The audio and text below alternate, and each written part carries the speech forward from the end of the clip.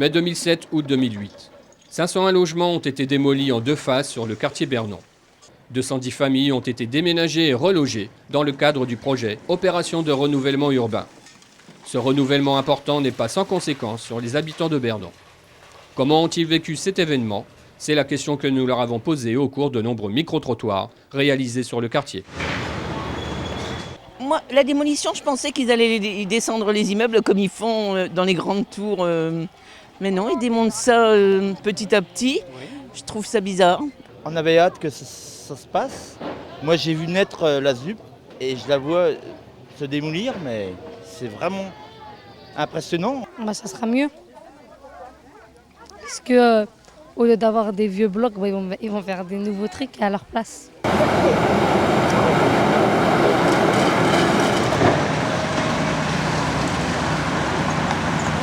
Ah, c'est choquant.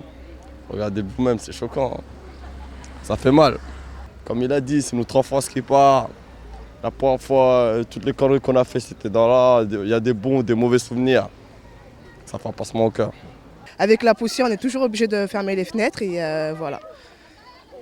On ne peut même plus étendre nos vêtements, on est un peu serré à la maison en fait. On respire plus, en plus avec la chaleur qui arrive et tout ça.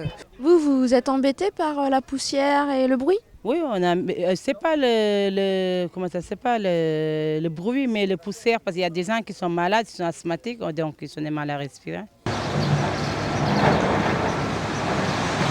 Vous trouvez pas ça gênant entre le bruit et la poussière?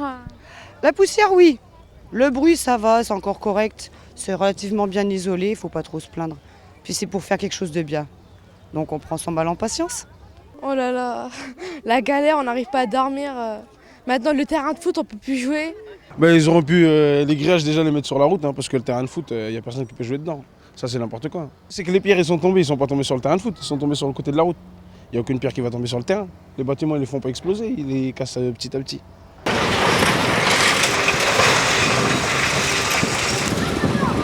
Mon souci, c'est la dépopulation surtout. Une grosse dépopulation dont la mairie n'est pas tellement consciente, mais au niveau commerce, ça commence à être triste. Là, actuellement, on est à moins 40%. La suite, on verra. Que ça fait mal quoi, d'avoir l'habitude de voir ce paysage, même si c'est des bâtiments qui sont pas trop jolis à voir esthétiquement, mais on avait l'habitude de voir, on a grandi avec ça et tout d'un coup, on voit plus ça quoi. Ça fait quand même mal au cœur, je sais pas. Même quand ils cassent, on voit la poussière, mais on dirait que c'est la poussière des ancêtres quoi.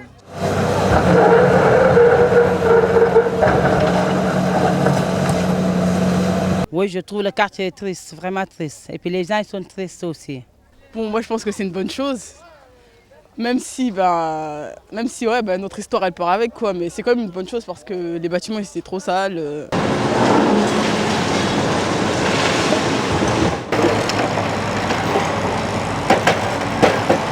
Est-ce que ça crée une émotion pour vous Non. Ce qu'il y a, c'est que, on verra après, c'est que les loyers, ça va, malheureusement, ça va augmenter. Moi, j'ai passé quand même ma jeunesse ici, donc ça me fait un peu mal au cœur quand même, parce que de voir des démolitions comme ça, mais bon, il faut quand même tourner la page. Il faut quand même un changement. Parce que déjà à la ZIP, je pense que c'est une cité qui a été prévue qu'au pour 30 ans en fait. Je trouve que c'est bien. La démolition, ça ne fait pas de pollution, rien, je trouve. C'est très propre. Ils le font très propre.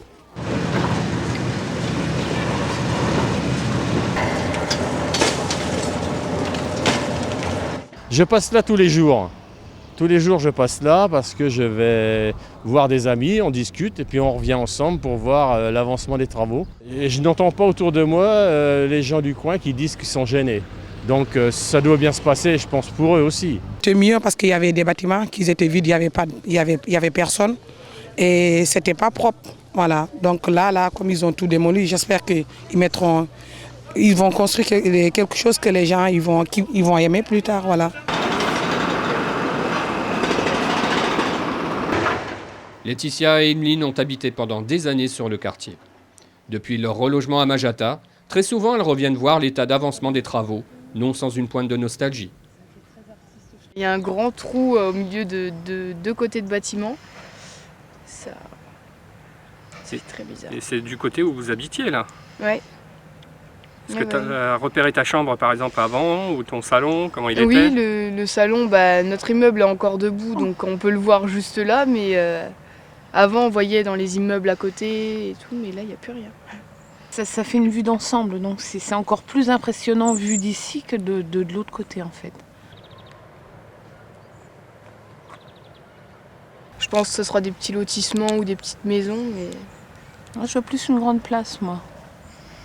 Peut-être faire un lieu d'échange, une vraie grande place où ça va effectivement séparer la ZUP en deux grosses parties, mais à souhaiter que ce soit un lieu qui reste convivial malgré tout. Donc qu'il y ait un vrai partage. Parce qu'il y avait malgré tout ça dans ce quartier-là. On peut en dire ce qu'on en veut, il y avait un vrai partage.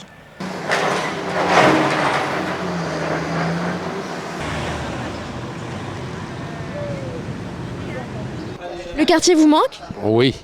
Et qu'est-ce qui vous manque? Les amis aussi, parce qu'un peu loin, à Magenta, c'est pas facile pour habituer là-bas. Parce que mon fils il est né ici, alors je pense de revenir ici pour montrer le quartier de mon fils, puisqu'il est né.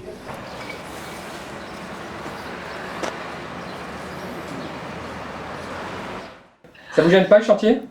Ah ouais, un petit peu de désagrément quand même, parce qu'il faut le bruit, la poussière.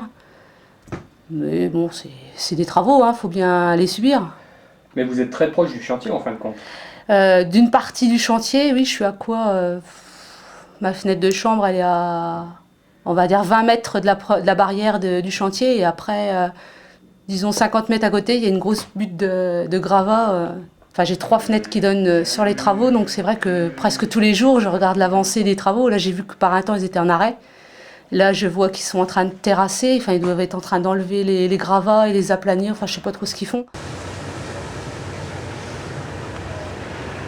Les désagréments, c'est les places de parking, parce que tous les parkings qu'il y avait au-dessus où ils sont en train de démolir, toutes les voitures reviennent sur notre parking en bas, donc on n'a plus de place, quoi.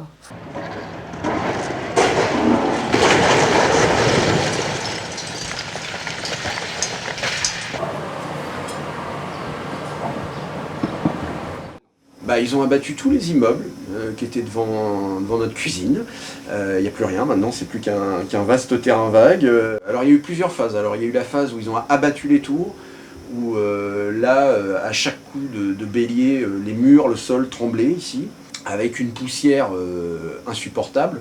Bon, là on s'en rend moins compte, mais vraiment au gros des travaux, nous il suffisait qu'on se mette dans la chambre de la petite, et on voyait les nuages de poussière qui rentraient par les aérations au-dessus des fenêtres. Le chantier, ça a vraiment été quelque chose d'éprouvant, nerveusement, d'un point de vue de bruit, d'un point de vue de poussière, et même simplement de confort de vie, parce que quand vous sortez dehors, vous vous retrouvez face à un mur de gravats, vous patassez dans la boue, etc.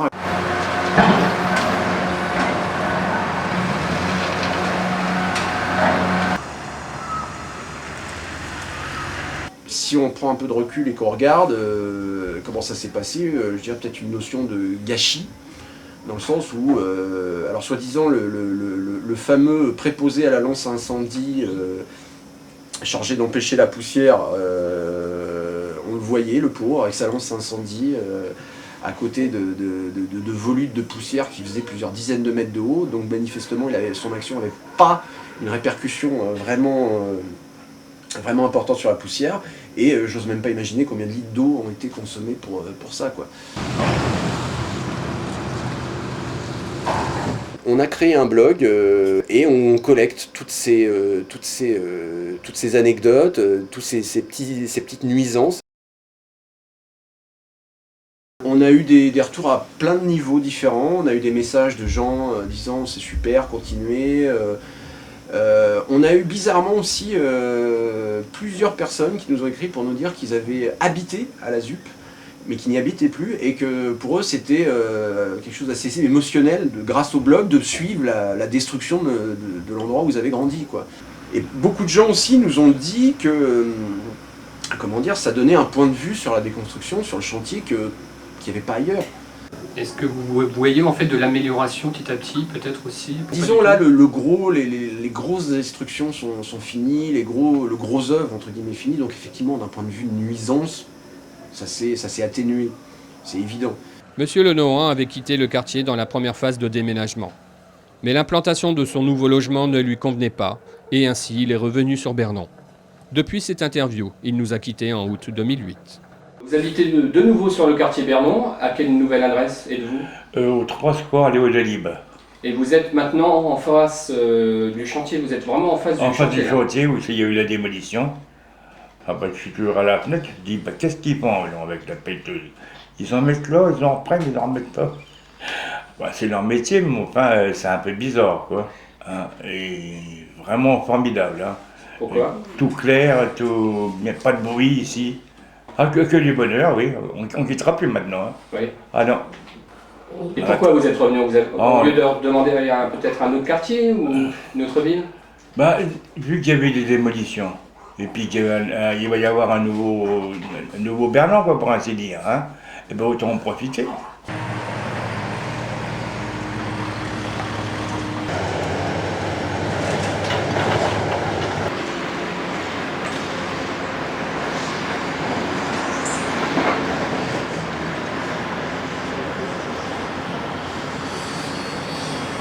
Qu'est-ce que ça va apporter pour le quartier? Je ne sais pas du tout. C'est une question que je me pose. Déjà beaucoup d'espace, c'est beaucoup aéré. Il y a moins de bâtiments, moins de pollution. C'est tout ce que je pense. Je trouve que c'est bien.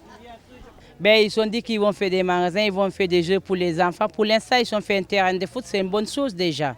Donc maintenant, les garçons, ils sont quelque chose. Et les filles, il n'y a rien pour les filles ici dans le quartier. Pour ce qui va se passer au niveau de démolition, oui, on est bien informé. Pas de problème là. Ben, je ne le suis pas trop, mais j'ai vu des photos de bâtiments futurs et je trouve que c'est pas mal. Il faut voir à la finale si vraiment c'est réalisé comme le projet le donne. Ça peut être intéressant. Internet, on regarde, ça devrait être beau. Si c'est vraiment ça, ça devrait pas être mal. Maintenant, le plus gros des travaux de démolition est terminé. Le résultat de ces démolitions en est visible. Désormais, les habitants attendent avec impatience le réaménagement qui reprendra en automne 2009.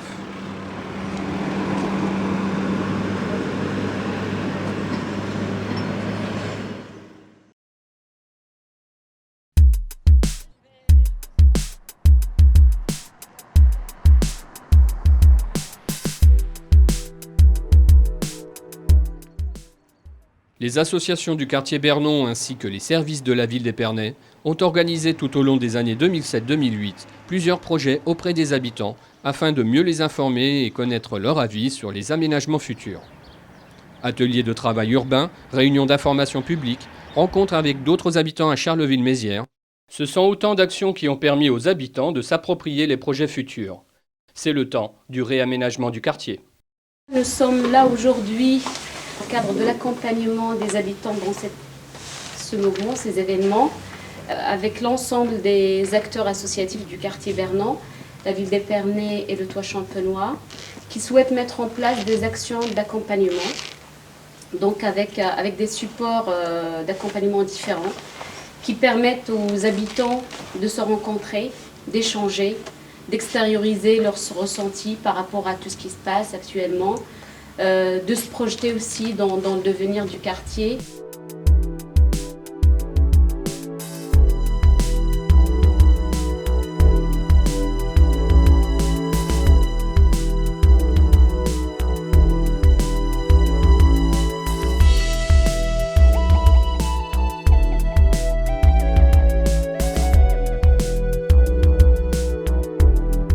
Les ateliers de travail urbain, donc ils vont débuter à peu près mi-octobre.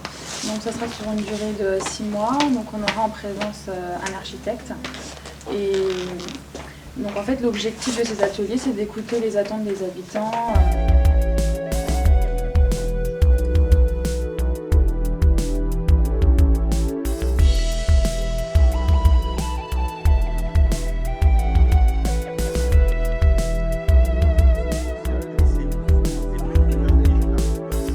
Et moi, je vous remercie de cet accueil. Il est essentiel non pas dans le but de venir piquer des idées, expliquer Gwenaëlle tout à l'heure, c'est bien une mutualisation des expériences, de venir voir quels sont effectivement, comment vous avez procédé. Que l'objectif, c'est quand même d'améliorer les conditions pour le quartier futur. Les équipes du marché des finitions, les habitants, il y a des rencontres entre eux, parce qu'on souhaite, et c'est la commande des maîtres d'ouvrage, que les architectes, urbanistes et paysagistes qui travaillent soient alimentés par le vécu, la perception et les attentes des habitants. Vous allez découvrir pendant cette journée un peu le projet sur 3 quartiers, puisque à Charleville-Mézières, on a 3 quartiers en zone urbaine sensible, donc 3 quartiers qui font l'objet d'une rénovation urbaine assez importante. On attend la suite, on attend des nouvelles pierres qui se montent, les habitants attendent. À une certaine époque, lorsqu'on me demandait par exemple où habitez-vous dans la discussion, bien sûr je disais à la Houillère. J'étais gêné de dire que j'habitais à la Houillère. Aujourd'hui ce n'est plus le cas. Non seulement je ne suis plus gêné, mais je suis fier maintenant d'habiter le quartier de la Houillère. Une fois que ça est construit, les commerces qui sont là-bas vont redescendre. Ils sont par là, ils sont repositionnés, donc de fait ils gagnent en visibilité. Le bloc de face est impressionnant. Vu la hauteur. Mais là il va être démoli alors. Là où il y a la cheminée, il y avait un grand immeuble au pied. Là. Ouais. Elle était le long d'un immeuble, comme ça. Ah d'accord. Ils vont raser. C'était le premier qui a été fait sur le quartier. L'étage là. Et ils ont demandé aux habitants concrètement qu'est-ce qu'ils voulaient comme travaux. Donc à titre d'exemple, isolation thermique, isolation phonique, double vitrage PVC.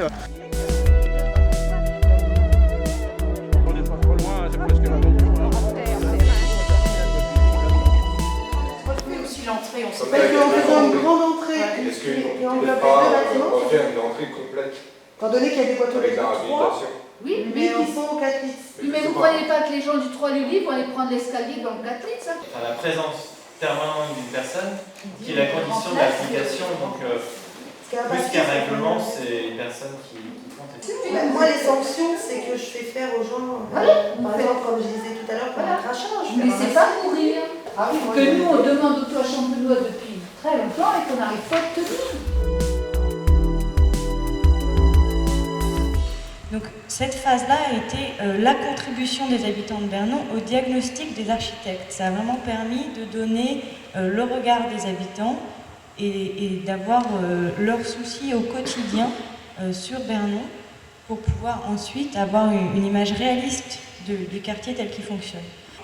C'était pas 30 personnes qui donnaient leur opinion sur des projets, c'était vraiment un groupe qui avait travaillé et qui avait donc un regard extrêmement pertinent sur les solutions qui étaient proposées pour Bernon. Et je pense que c'est donc pas une surprise qu'on soit arrivé autant à un consensus de la part de toutes les personnes qui s'intéressent à ce projet pour Bernon depuis maintenant plusieurs années. On s'est entre guillemets servi du travail des ateliers urbains pour modifier notre première approche, pour aller dans un sens différent de celui dans lequel on serait peut-être allé autrement. Pendant les ateliers urbains, on avait parlé de golf, on avait parlé de maisons de quartier, de choses comme ça. Effectivement, tout n'a pas été retenu, mais on ne peut pas nier qu'il y a eu une véritable écoute de la part des architectes par rapport à la méthode de travail qu'ils ont choisie. C'est pour ça que je souhaite que, personnellement, le travail qui a été entrepris avec les ateliers de travail urbain puisse continuer pour accompagner quelque part le mouvement. Et puis, de temps en temps, venir nous apporter un petit coup d'aiguillon si on a le sentiment que le projet ne correspond pas réellement à ce qui avait été imaginé au départ. Alors, le projet tel qu'il est aujourd'hui, tel qu'on vous le propose, en fait, comporte 3 éléments structurants principaux. Le premier, c'est le parc urbain et en gros l'utilisation de l'espace qui a été dégagé par les démolitions pour y aménager un parc urbain. Deuxième élément, c'est la remise en cause de Middelkerk dans sa configuration actuelle pour faire de Middelkerk un élément de vie et non pas un élément qui coupe Bernon en deux. Et troisième élément, c'est l'ouverture d'une voie nord-sud qui comprend deux éléments. Un élément qui va traverser Bernon-Bas et puis un autre élément qui va accompagner de manière un petit peu douce l'aménagement de Bernon-Haut. Nous, au niveau des ateliers de travail urbain, quand on nous a présenté les 3 projets, c'est ce qui nous a crevé les yeux dans son projet à lui, enfin dans le projet de son équipe. Il y avait une vraie écoute de ce qu'on avait pu dire dans les ateliers qui ne nous paraissait pas si flagrante dans les autres projets. Et donc commencera à partir de 2009 une transformation du quartier, notamment l'aménagement de l'espace laissé vacant par la démolition des bâtiments. Immédiatement après la MPT et la salle polyvalente, ce sera la médiathèque de proximité. Dans le même temps, l'aménagement du parc urbain aura vraisemblablement commencé. De son côté, le toit champenois va s'attaquer au bâti pour faire en sorte d'offrir un bâti de meilleure qualité.